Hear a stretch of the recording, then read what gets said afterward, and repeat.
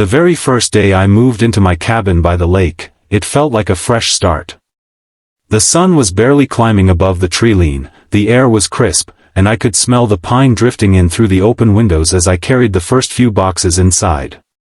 I was exhausted from the move, but also excited. This cabin was supposed to be my little slice of peace, away from the noise of the city, away from stress, and away from people trying to tell me how to live. Or at least, that's what I thought. I hadn't even unpacked the coffee maker when it all started. A loud, heavy pounding shook my front door. Not a gentle knock, not someone stopping by to welcome me, this was an aggressive, angry pounding like they were trying to break the door down. Before I could even set my box down, voices followed. "Open up. You can't just park like that," one shouted. "We need to talk now," another snapped. I opened the door, expecting maybe a neighbor with an emergency. Instead, I was greeted by 3 people lined up like a firing squad. They were dressed the same, polo shirts tucked into khakis, clipboards clutched tight like weapons, and each one had the exact same smug expression plastered across their face. At the front stood a woman I can only describe as the living definition of a neighborhood tyrant, sharp haircut, squinting eyes, jaw tight with disapproval. Without even asking my name, she barked, "You can't park your truck on the grass. That's an HOA violation." I blinked, confused. "HOA? What HOA?" I asked. The woman ignored my question, flipping a page on her clipboard and pointing her pen at my truck like it was committing a crime. "This is a violation. First day or not, rules are rules. You'll be fined." I had to laugh a little. I'd just moved in. My truck was sitting on my own land, on grass that had been there for decades, untouched by anyone but my family. "Ma'am," I said, trying to keep my tone polite, "I don't think you understand. I just moved in. This cabin isn't part of any HOA." But she wasn't listening. The 2 men behind her puffed out their chests, nodding like backup dancers. One of them muttered, "Everybody here follows the rules. You're not special." The woman jabbed her clipboard at me like it was a sword. "You will need to pay the $500 new resident compliance fee, stop parking on the grass, and review the community handbook. Otherwise, we'll fine you daily until you get in line. This is how things are done here." For a moment, I just stood there, taking in the absurdity of the situation.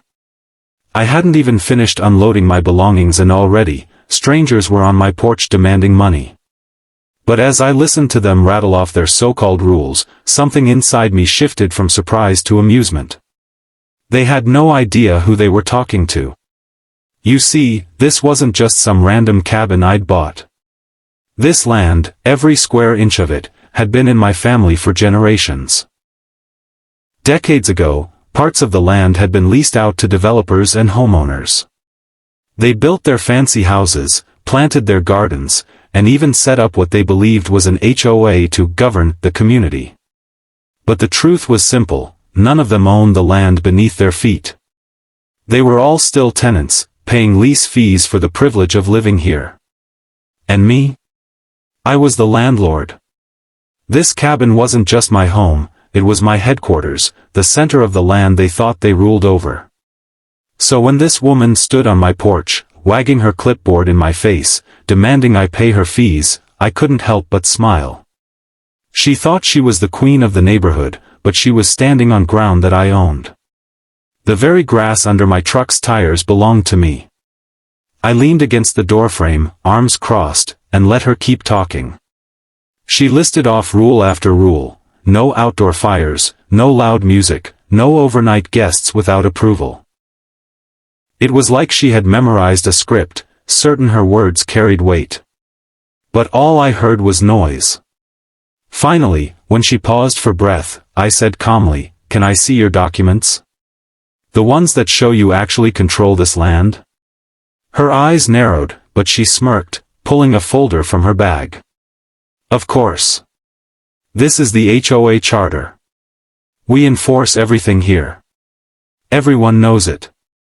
She waved it in front of me like it was some royal decree. I chuckled, shaking my head.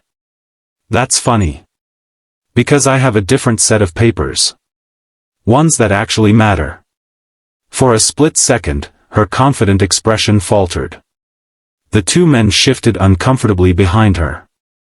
I could feel the balance of power already starting to shift, though they didn't realize just how badly they'd misjudged me yet. I excused myself for a moment, went back inside, and pulled out a thick folder from one of my moving boxes. Inside were the property records, deeds, and lease agreements. Documents with real authority. My family's name printed clearly across every page. I carried them back outside, flipped them open, and held them out for her to see. This land, I said slowly, making sure each word sank in, is mine. Every house around this lake. Leased.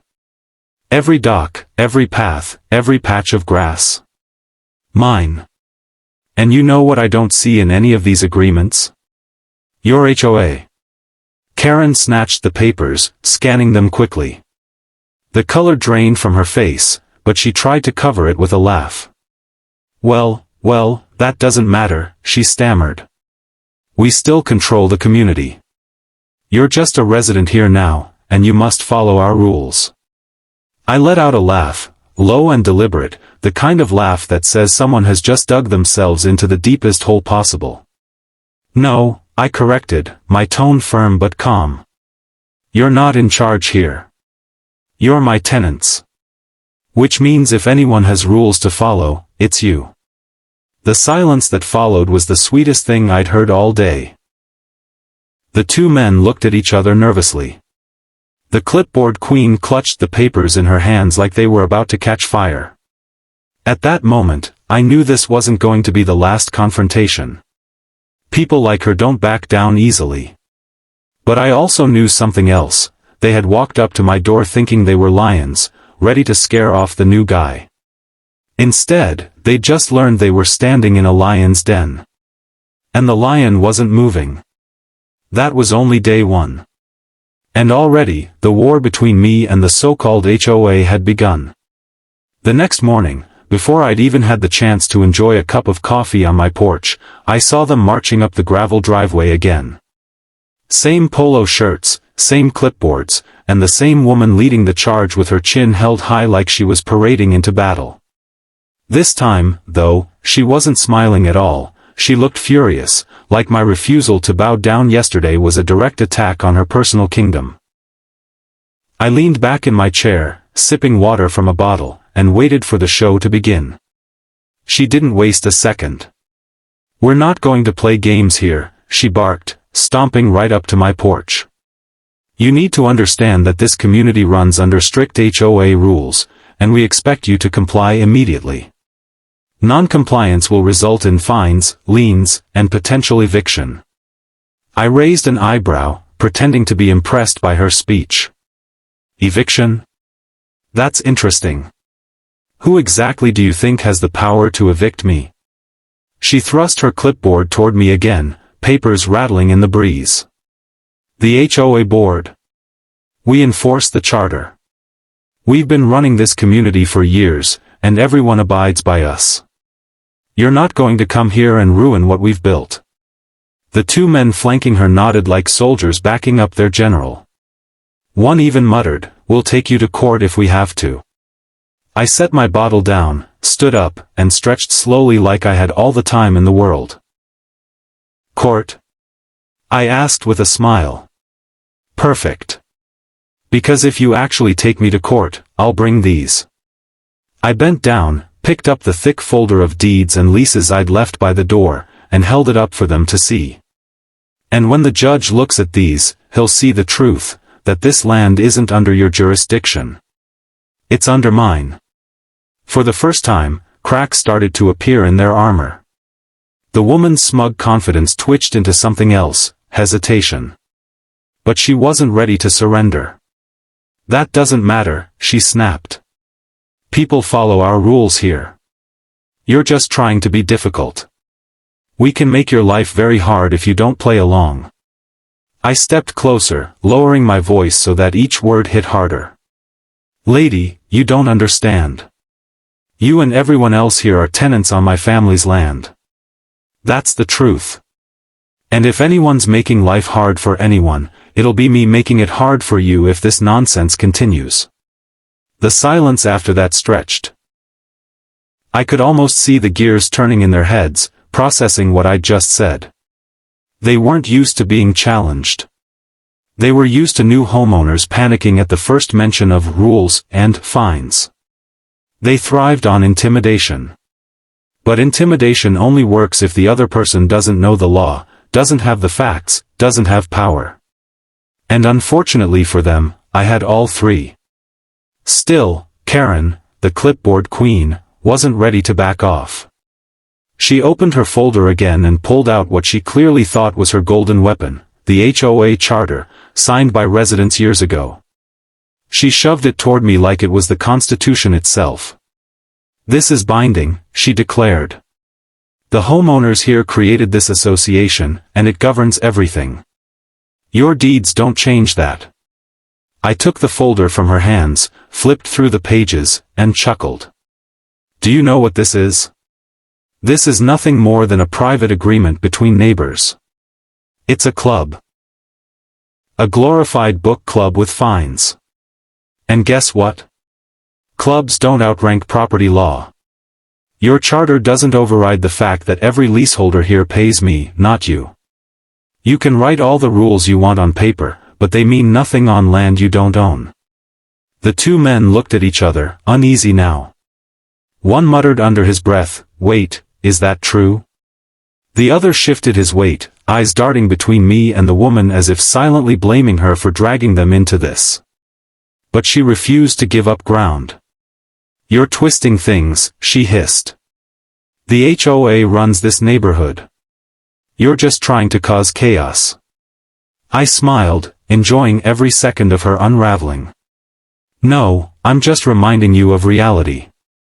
You've been pretending you're in charge, handing out fines, collecting fees, bossing people around, but all of it is smoke and mirrors. And if you don't believe me, we can let the county records office clear it up for you.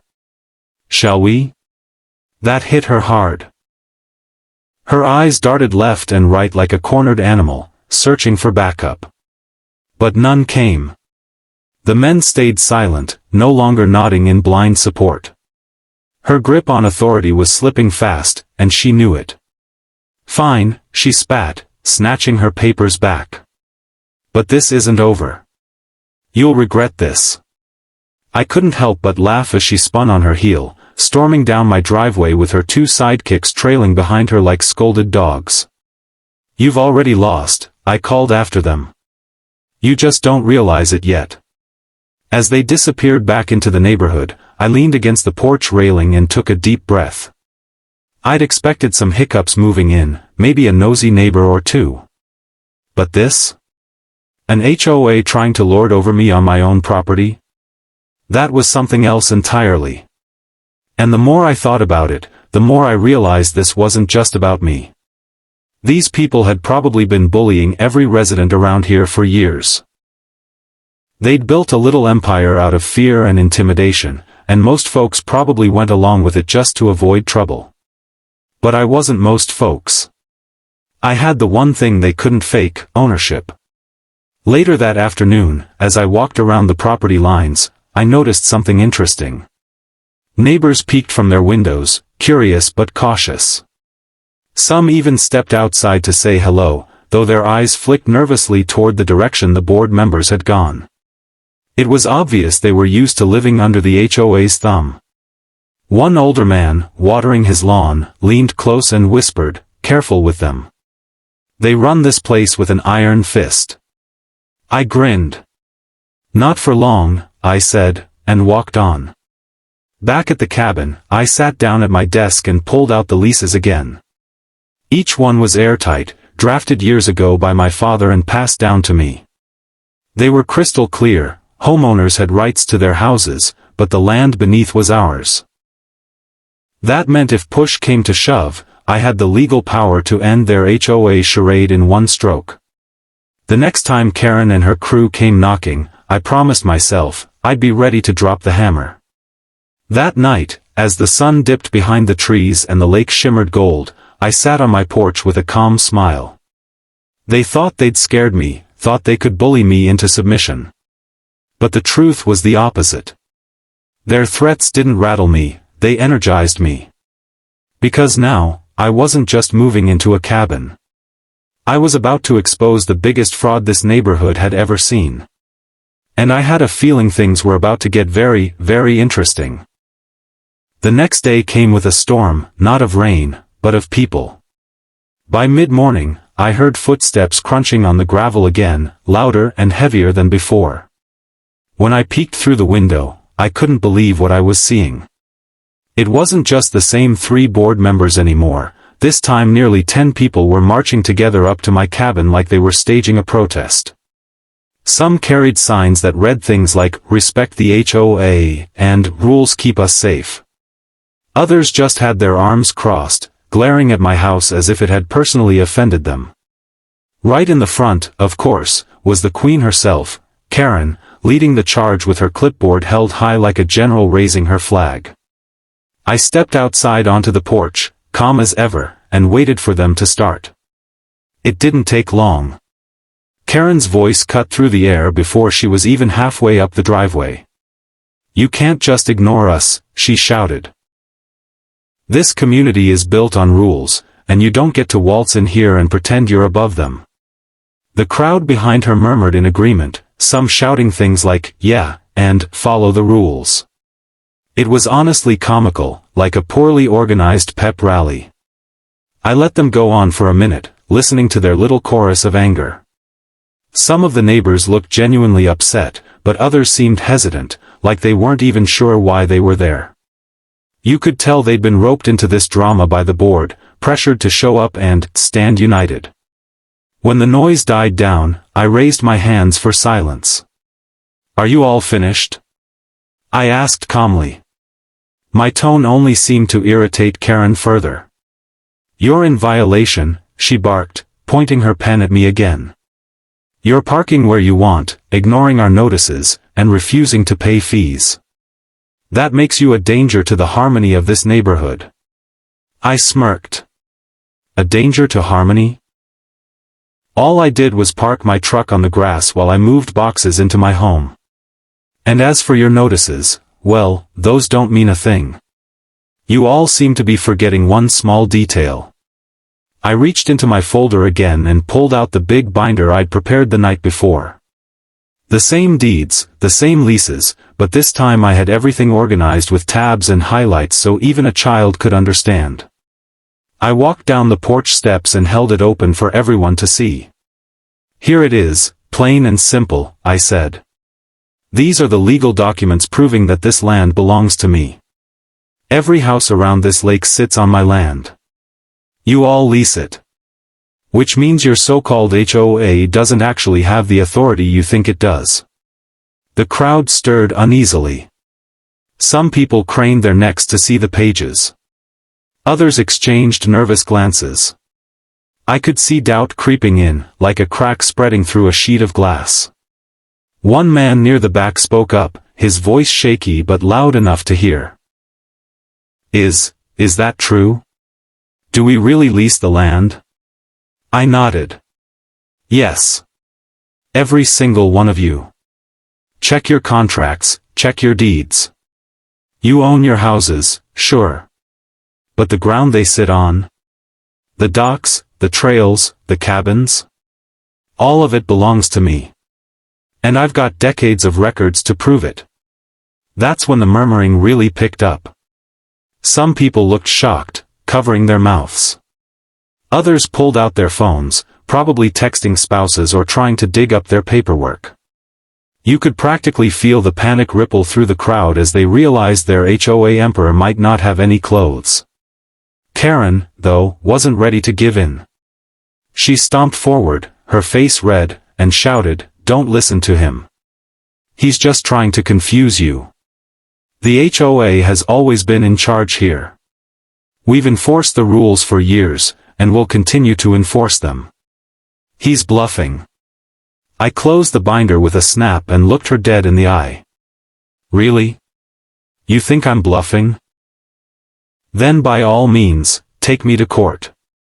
I'd love to sit across from you in front of a judge and show these exact documents.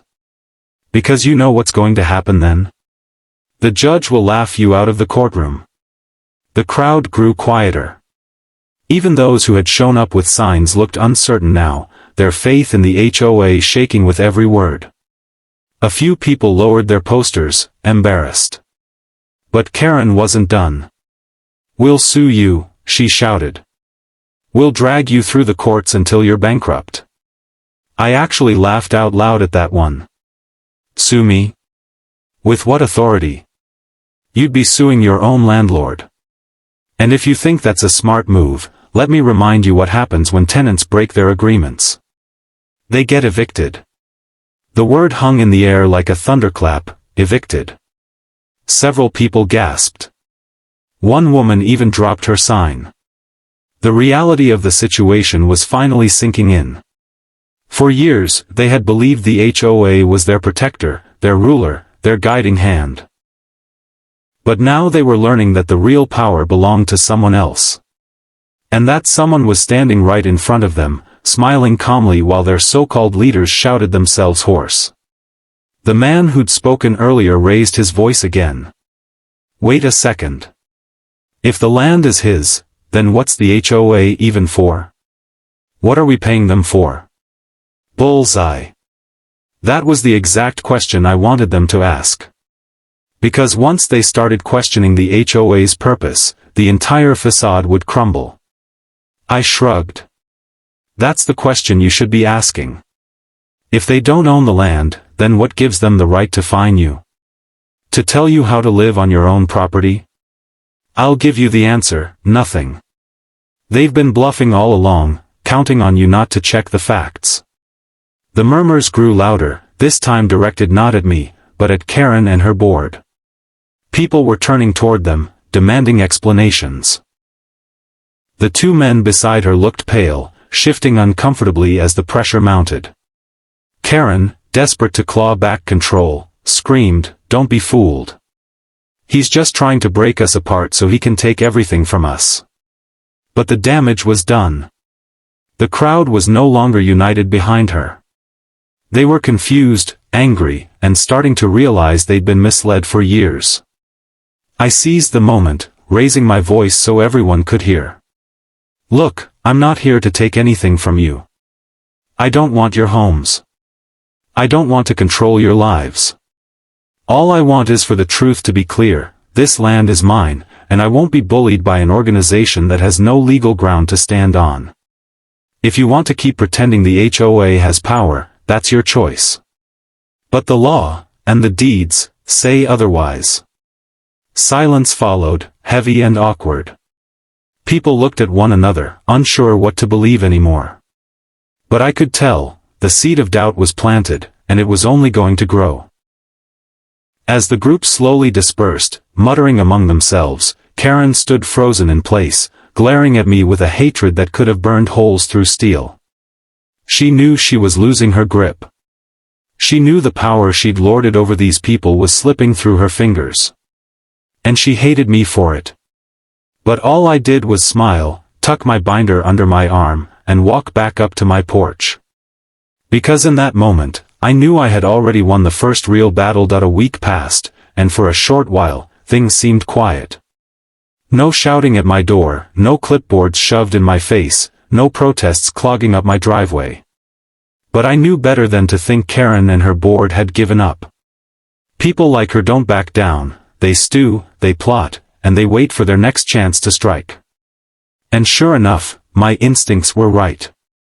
One morning I stepped out to grab the mail and there it was, an official-looking envelope stamped with the HOA logo. Inside was a final notice of non-compliance, listing a ridiculous $5,000 fine for so-called violations, unauthorized parking, failure to submit landscaping plans, failure to register as a new resident. Each line was more laughable than the last, but at the bottom was the kicker: failure to remit payment will result in legal action and eviction. I actually laughed out loud standing there at the mailbox.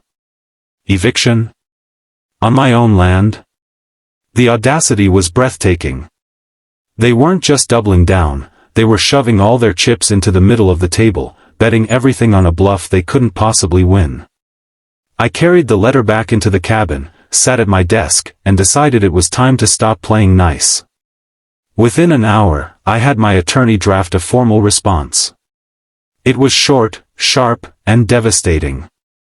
In clear legal language, it spelled out that the HOA had zero jurisdiction over my property. More importantly, it warned that if they continued to harass me with false fines and threats, I would move to terminate the land leases of every single member involved. And I didn't stop there. I made sure the letter was copied to every homeowner in the neighborhood, slipped into their mailboxes with the property records attached so they could see the truth for themselves. The reaction was explosive. That evening, I heard shouting from the community clubhouse down the road. They'd called an emergency HOA meeting, and it sounded like chaos. Curious, I strolled over and leaned against a tree outside, just close enough to hear. Inside, residents were demanding answers. "You told us the HOA had authority," one man yelled. "Why didn't you tell us the land is leased?" another shouted. Karen's voice rose above the chaos, shrill and defensive. "Don't listen to him. He's manipulating you. This is our community, and we run it." But it was no use. The tide had turned.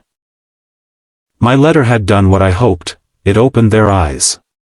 For years, these people had been paying fees, fines, and compliance charges to an organization that had no legal foundation.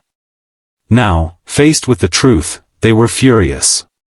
Furious at the HOA, furious at Karen, and furious at themselves for being duped.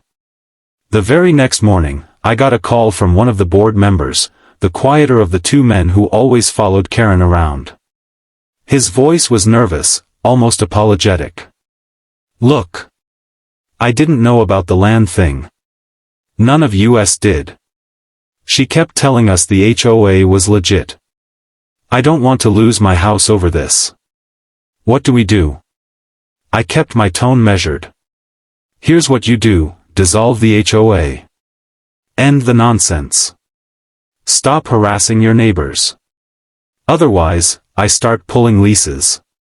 He swallowed hard, then whispered, "I'll talk to the others." And talk they did. Over the next week, the HOA board began to fracture. The men backed away, resigning quietly. Residents stopped paying fees. Some even started asking me directly if they could renegotiate their leases to cut the HOA out completely. Karen, however, refused to quit. She kept sending me letters, kept threatening legal action, even tried to rally people for another protest. But each time, fewer and fewer showed up. Her power was crumbling like a sandcastle against the tide. The final straw came when she delivered a letter herself, marching right up to my cabin like she owned the place. She shoved the envelope into my hands and sneered, "You think you've won? You're just a squatter in that cabin. We'll get rid of you if it's the last thing we do." I opened the letter on the spot. Another bogus fine. Another threat of eviction. I looked up at her and smiled, not a mocking smile, but the kind of calm, confident smile that says you've already lost and you just don't know it yet. "Karen," I said evenly, "this is the last time I'm going to warn you. If you continue this harassment, I will terminate your lease. That means your house, your yard, your dock, all of it, gone.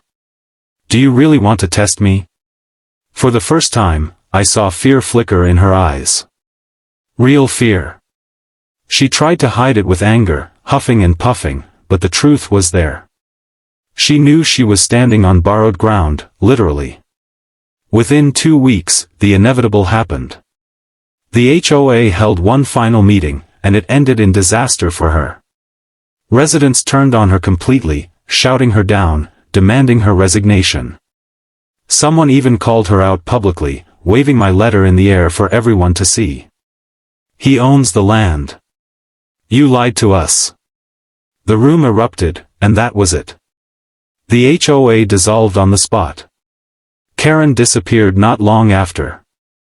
Rumor had it she sold her house and moved to another state, unable to face the humiliation of losing the little empire she had built.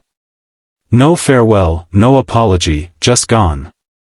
The community, once tightly wound in the HOA's grip, finally breathed freely for the first time in years. As for me, life at the cabin became exactly what I'd wanted in the first place, peaceful. Neighbors waved and smiled when I passed by. Some even came over to thank me for standing up to the board, admitting they'd been too afraid to speak out before. A few shared stories of fines for things as petty as leaving a garden hose out overnight or painting their shutters the wrong shade of blue. It was almost unbelievable how much power a few people had managed to seize simply by acting like they were in charge. Now, when I sit on my porch watching the sun set over the lake, I can't help but reflect on how quickly things changed. In just a few weeks, I went from being the new guy the HOA thought they could bully to being the landlord who dismantled their entire operation. And the irony of it all? They stormed onto my porch that first day demanding compliance, demanding money, demanding respect. But they never stopped to ask the most important question: whose land are we standing on? Because if they had, they would have realized the truth before embarrassing themselves. They would have realized that the one man they tried to intimidate was the only person they should have respected from the very beginning. In the end, I didn't need to fight them with anger or fists or endless court battles.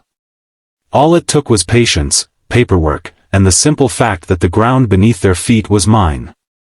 And nothing, no threats, no protests, no fake fines, could ever change that. Now the cabin is more than just my home.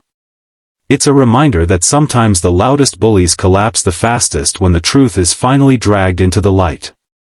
And as I watch the lake ripple under the evening sky, I can't help but smile.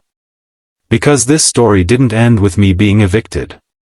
It ended with me being exactly what I had always been, the landlord of everything they thought they controlled.